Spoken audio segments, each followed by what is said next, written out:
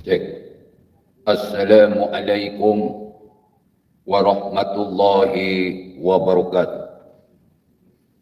Om Swastiastu, Namo Buddhaya, salam kebajikan, salam rahayu, selamat datang, selamat berjumpa lagi bersama Gus A. Mau dalam channel Tanda Tanya Politik. Semakin gila semakin asik, semakin asik semakin gila, karena yang gila itu asik. Kalau pengen asik ya harus berbuat gila. Bapak, Ibu, hadirin pemuda-pemudi sebangsa setanah air. Pilpres sudah semakin dekat, kampanye sudah sangat dekat, pendaftaran capres-cawapres sudah sangat dekat. Tinggal hitungan hari, kira-kira berapa paslon yang akan mencalonkan diri jadi calon presiden dan wakil presiden.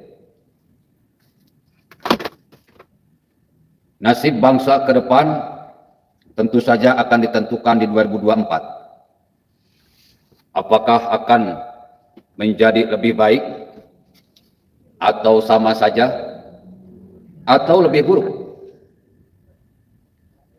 Agama mengajarkan barang siapa yang hari ini lebih baik daripada hari kemarin, maka dia akan termasuk ke dalam orang-orang yang beruntung. Dan barang siapa yang hari ini sama saja dengan hari kemarin, maka dia akan termasuk orang-orang yang merugi. Dan barang siapa yang hari ini lebih buruk daripada hari kemarin, maka dia akan termasuk orang-orang yang celaka. Maksudnya, jikalau andai kata umpama misalnya ibarat seperti contohnya, tahun 2024 nanti sampai 2029, kita bisa memilih pemimpin yang tepat, terus kerjanya ternyata lebih bagus dari Pak Jokowi, maka negara ini, rakyat ini akan mendapatkan keuntungan yang luar biasa. Waktu bertambah, kemajuan bangsa dan negara pun meningkat, kesejahteraan rakyat meningkat, pembangunan infrastruktur meningkat, keadilan sosial, keadilan pendidikan, keadilan ekonomi, keadilan hukum pun meningkat pesat.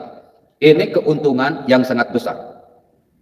Kalau kita di 2024 bisa memilih presiden dan wakil presiden yang bisa lebih baik daripada Pak Jokowi dan Pak Amin.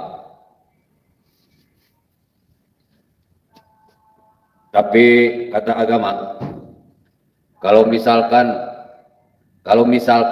kita memilih calon presiden dan wakil presiden, presiden dan wakil presiden yang sama saja seperti kemarin, tidak ada perkembangan, tidak ada kemajuan, ya sama pokoknya, maka bangsa dan negara ini akan masuk ke dalam kondisi yang merugi. Waktu berjalan, tetapi perkembangan keadilan dari bangsa dan negara ini masih gitu-gitu aja. Tetapi jikalau andai kata umpama misalnya ibarat seperti contohnya, presiden dan wakil presiden kita kerjanya dari 2024 sampai 2029 lebih buruk daripada Pak Jokowi dan Pak Amin, maka kita akan termasuk ke dalam orang-orang yang celaka, bangsa dan negara yang celaka.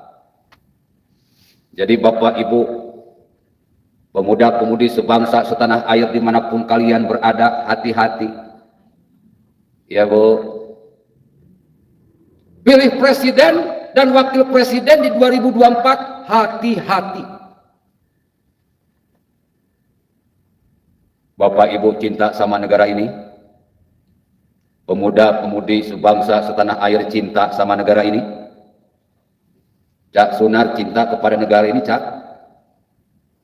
Pak Swatir cinta enggak sama negara ini? Mbak Wati Mirna cinta sama negara ini?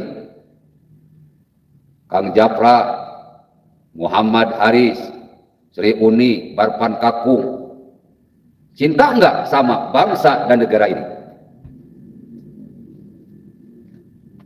Kalau kita mengambil filosofi cinta, kata-katanya bahwa cinta itu cerita indah, tiada arti. Awal-awalnya manis, ujungnya pahit. Tapi enggak juga. Berarti dia itu belum ngerti apa itu cinta.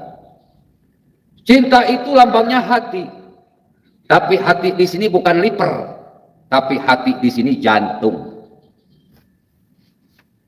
Bisakah manusia hidup tanpa jantung? Bu, bisakah manusia hidup tanpa jantung?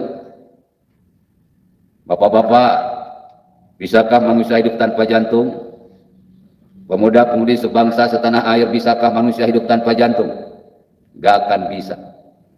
Jantung atau hati ini adalah inti kehidupan. Jadi cinta ini inti kehidupan. Makanya lambangnya hati. Cinta sejati pasti dua. Hati yang pertama adalah ceweknya. Hati yang kedua adalah lakinya. Ceweknya punya hati, cowoknya punya hati. Digabungkan, maka cinta sejati pasti dua hati. Artinya hati-hati. Cinta sejati itu ya sebuah proses kehidupan yang dijalankan dengan hati-hati. Jadi kalau sekarang banyak orang yang berpacaran bubar, banyak orang yang berkeluarga bubar, mereka tidak hati-hati dalam menjalankan proses percintaan. Ibu naik motor, kalau enggak hati-hati bagaimana? Kalau enggak nabrak, ya ditabrak. Bapak naik mobil, kalau di jalanan tidak hati-hati, kalau enggak ditabrak, ya nabrak. Pemuda-pemudi sebangsa setanah air dimanapun kalian berada, kalau enggak hati-hati di jalan, kalau enggak nabrak jadi tabrak, akhirnya celaka. Orang yang tidak hati-hati celaka. Makanya kalau kita cinta sama NKRI, OPEC sama NKRI, cinta sama Pancasila, cinta sama UUD 1945, cinta sama kebinekaan, cinta sama demokrasi, cinta sama merah putih, cinta sama nasionalisme. Hati-hati dalam memilih presiden dan wakil presiden. Kalau kata Bapak Jokowi, Bu, masih ingat apa yang Pak Jokowi bilang?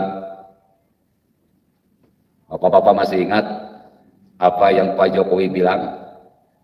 Pemuda-pemudi sebangsa setanah air, masih ingat apa yang Pak Jokowi bilang?